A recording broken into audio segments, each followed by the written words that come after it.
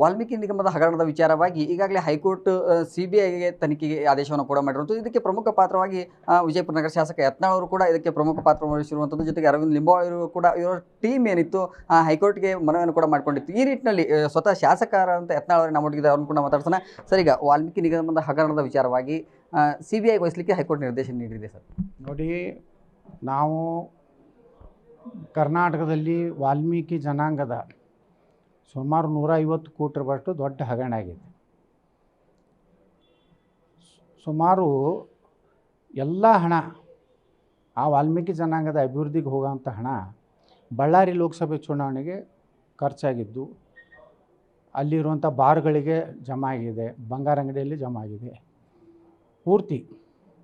ಅದನ್ನು ನಾವು ಒತ್ತಾಯ ಮಾಡಿದ್ವಿ ಸರ್ಕಾರಕ್ಕೆ. ಬಿ ಜೆ ಪಿ ಇದ್ದಾಗೂ ನಾವು ನಮ್ಮ ಬಿ ಜೆ ಪಿ ನಾಯಕರಿಗೆ ಹೇಳಿದ್ವಿ, ನಾವು ಪಾದಯಾತ್ರೆ ಮಾಡ್ತೀವಿ. ರಮೇಶ್ ಜಾರಕಿಹೊಳಿ ಅವರು, ಕುಮಾರ್ ಬಂಗಾರಪ್ಪನವರು, ಅರವಿಂದ್ ಲಿಂಬಾವಳಿ ಅವರು, ಜಿ ಎಮ್ ಸಿದ್ದೇಶ್ ಅವರು, ನಮ್ಮ ಹರೀಶ್ ಅವರು, ನಾನು ಪರ್ಮಿಷನ್ ಕೊಡಲಿಲ್ಲ.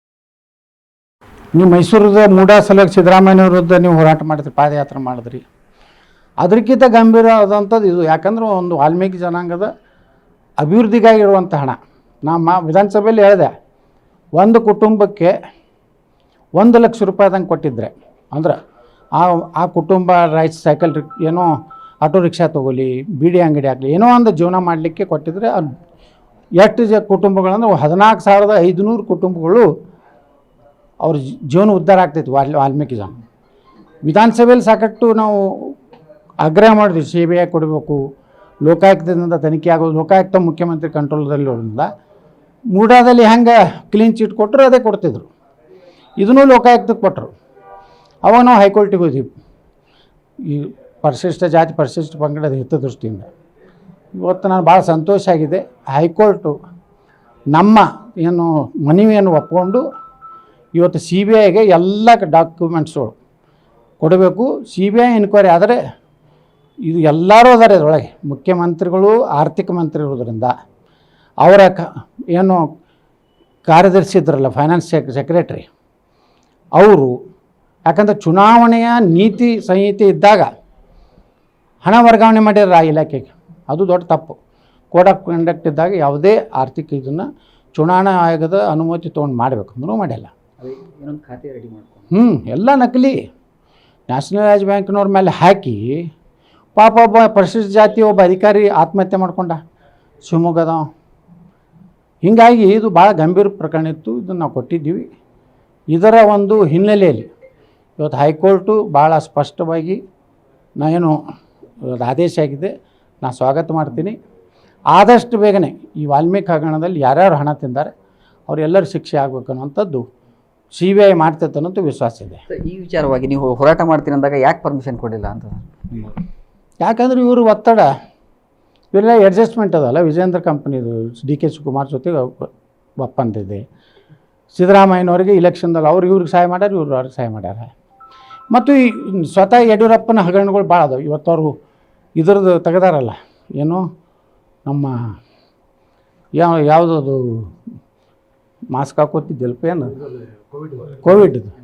ಕೋವಿಡ್ದಾಗ ವಿಜಯೇಂದ್ರನ ದೊಡ್ಡ ಪಾತ್ರ ಇದೆ. ಅವೆಲ್ಲ ಹಗರಣ ತೆಗಿತಾರೆ. ನಕಲಿ ಸಹಿ ಮಾಡಿದ್ದಿದೆ ವಿಜಯೇಂದ್ರದ್ದು. ಅವರು ಇವ್ರನ್ನ ಅಂಜಿಸಿ ಸುಮ್ಮನೆ ಪಾದಯಾತ್ರೆ ಮಾಡಿದ್ರು. ಅದು ಡಿ ಕೆ ಶಿವಕುಮಾರ್ ಏನು ಹೇಳಿದ್ರು, ಆ ಪಾದಯಾತ್ರೆ ಮಾಡಿ ಅವರು ಒಂದು ಪರ್ಯಾಯ ಒಂದು ಯಾತ್ರೆ ಮಾಡಿದ್ರು. ವಿಜೇಂದ್ರ, ನೀನು ನಮ್ಮ ಮುಲಾಜಿಗೆ ಬಿಟ್ಟು ನಮ್ಮ ಕೊಟ್ಟಂಥ ಭಿಕ್ಷೆಯಿಂದ MLA ಆಗಿದ್ದೀಯಾ. ಒಂದು ವೇಳೆ ನಾಗರಾಜ್ ಗೌಡ ಅನ್ನೋಂಥವ್ರು ಕೊಟ್ಟಿದ್ರೆ ನೀನು ವಿಧಾನಸಭೆ ಮೆಟ್ಟಲು ಹತ್ತಿರಲಿಲ್ಲ. ಮತ್ತು ಏನು ಧಮಕಿ ಕೊಟ್ಟರಲ್ಲ, ಕೊಟ್ಟ ಮ್ಯಾಗ ಅದಕ್ಕೇನೋ ಪ್ರತಿಕ್ರಿಯೆ ಇತ್ತಾ ವಿಜಯೇಂದ್ರನ್? ನಿಮ್ಮದೇನೂ ಇಲ್ಲ, ತಾಕತ್ತಿದ್ರೆ ಏನೋ ರಾಜೀನಾಮೆ ಕೊಟ್ಟು ನಾ ಇನ್ನೊಮ್ಮೆ ಆರಿಸಿ ಬರ್ತೀನಿ, ನಿಮ್ಮ ದಮ್ ಇದ್ರೆ ಸೋಲಿಸಿರತ್ತೆ ಅನ್ಬೇಕಾಗಿತ್ತಲ್ಲ. ಅಲ್ಲಿಲ್ಲ. ಅದಕ್ಕೆ ವಾಲ್ಮೀಕಿ ಹಗರಣ ಎಲ್ಲರೂ ಕೂಡಿ ಮುಚ್ಚಬೇಕಂದ್ರು. ಅದಕ್ಕೆ ನಾವು ನ್ಯಾಯಾಲಯಕ್ಕೆ ಹೋಗ್ಬೇಕಾಯ್ತು. ನಮಗೆ ನ್ಯಾಯ BJP ಕರ್ನಾಟಕ ಕೊಡಲಿಲ್ಲ. ಹೈಕಮಾಂಡ್ಗೆ ತಪ್ಪು ಮಾಹಿತಿ ಕೊಟ್ಟರು. ನಾವು ನ್ಯಾಯಾಲಯಕ್ಕೆ ಹೋದ್ವಿ, ನಮಗೆ ಗೆಲುವು ಸಿಕ್ಕಿದೆ. ಇದು ಆರಂಭಿಕ ಗೆಲುವು ಅಂತೀರಿ ಸರ್? 100%. ಇದ್ರಾಗ ನೋಡಿರಿ, ಕಲ್ಪ್ರಿಟ್ ಹಾಗೆ ಆಗ್ತಾರೆ. ಎಲ್ಲ ಡಾಕ್ಯುಮೆಂಟ್ರಿ ಎವಿಡೆನ್ಸ್ ಅದಾವೆ, ಸುಮ್ಮನೆ ಫೇಕ್ ಏನೂ ಇಲ್ಲ. ಈ ರೊಕ್ಕ ಇಲ್ಲಿ ಹೋಗ್ಯದ, ಈ ಚುನಾವಣೆಗೆ ಹೋಗ್ಯದ. ಲೋಕಸಭಾ ಚುನಾವಣೆಗೆ ಆಗೈತದ. ಈಗಾಗಲೇ CBI ತನ್ನ FIRದಲ್ಲಿ ಹೇಳಿದೆ, ಇದು ಎಲ್ಲ ಏನು ED ಅದವ್ರು ರೇಡ್ ಮಾಡಿದಾಗ ಅವ್ರು ಹೇಳ್ಯಾರ ಇದೆಲ್ಲ ಹಣ ಬಳ್ಳಾರಿ ಲೋಕಸಭೆ ಚುನಾವಣೆಗೆ ಇದು ಆಗಿದೆ ಅನ್ನೋಂಥದ್ದು ಈಗಾಗಲೇ ಅವ್ರ ಮೊದಲ ವರದಿಯಲ್ಲೇ ಕೊಟ್ಟಾರೆ. ಇದರಲ್ಲಿ BJP ಅವರು ಏನಾದರೂ ಇನ್ವಾಲ್ವ್ ಇರ್ಬೋದಾ ಸರ್ ಇದರಲ್ಲಿ? BJP ಏನು ಇನ್ವಾಲ್ವ್ ಇಲ್ಲ, ಅವ್ರವ್ರದ್ದು ಹಗರಣಗಳನ್ನು ಮುಚ್ಕೊಳ್ಳೋಕೆ ಇದಕ್ಕೆ ಸಹಾಯ ಮಾಡ್ಯಾರ ಅಷ್ಟೇ. ಅದು ಅದೊಂದೇ ಕುಟುಂಬ. ತನಿಖೆಯಿಂದ ಹೊರಗೆ ಬಂದರೂ ಬರ್ಬೋದು. ಅದ್ರಾಗೇನು ಬರೋದಿಲ್ಲ ಇವ್ರು ಯಾರು. ಇವರೇನು BJP ನಾಯಕರು. ಇವ್ರದ್ದು ಏನಾರು ನಿಜವಾಗಿ ನಮ್ಮ ಸನ್ಮಾನ್ಯ ಶ್ರೀ ಸಿದ್ದರಾಮಯ್ಯನವರಿಗೆ ತನಿಖೆ ಮಾಡಿಸ್ಬೇಕಾಗಿದ್ರೆ ಕರೋನಾ ಹಗರಣ ತನಿಖೆ ಮಾಡಿಸ್ಲಿ. ವಿಜಯೇಂದ್ರ ಅವ್ರ ಅಪ್ಪನ ಡುಪ್ಲಿಕೇಟ್ ಸಹಿ ಮಾಡಿ ಏನು ಲಕ್ಷಾಂತರ ಕೋಟಿ ರೂಪಾಯಿ ಚೆಕ್ ಮೂಲಕ ತನ್ನ ಶಿಕ್ಷಣ ಸಂಸ್ಥೆ ಅದನ್ನು ತನಿಖೆ ಮಾಡಿಸಲಿ.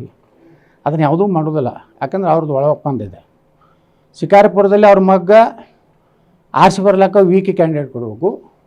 ಅಲ್ಲಿ ಸಿದ್ದರಾಮಯ್ಯ ವಿರುದ್ಧ ಏನೋ ಸೋಮಣ್ಣವ್ರು ನಿಂತಿದ್ರಲ್ಲ 2 ವಿಧಾನಸಭಾ ಕ್ಷೇತ್ರದಲ್ಲಿ, ಅಲ್ಲಿರುವಂಥ ಏನು ನಮ್ಮ ಯಡಿಯೂರಪ್ಪನ ಚೇಲಾಗಳಿಗೆ ರೊಕ್ಕ ಕೊಟ್ಟು ಸಿದ್ದರಾಮಯ್ಯನ ಎಲೆಕ್ಷನ್ ಮಾಡಬೇಕು. DK ಶಿವಕುಮಾರ್ ವಿರುದ್ಧ ಅಂತೂ ಮಾತಾಡೋ ಧೈರ್ಯನೇ ಇಲ್ಲ, ಯಾಕಂದರೆ ಇವ್ರದೆಲ್ಲ ವಸ್ತು ಸಂಗ್ರಹಾಲಯ DK ಶಿವಕುಮಾರ್ ಬಳಿ ಇದೆ. ಇದಿಷ್ಟೇನು ವಿಜಯಪುರ ನಗರ ಶಾಸಕರಾದಂಥ ಬಸನಗೌಡ ಪಾಟೀಲ್ ಯತ್ನಾಳ್ ಅವರ ಮಾತಾಗಿರುವಂಥದ್ದು. ಕ್ಯಾಮರಾಮನ್ ಸುರೇಶ್ ಚಿನಗುಂಡಿ ಜೊತೆ ಸುನಿಲ್ ಭಾಸ್ಕರ್, ಪವರ್ TV, ವಿಜಯಪುರ.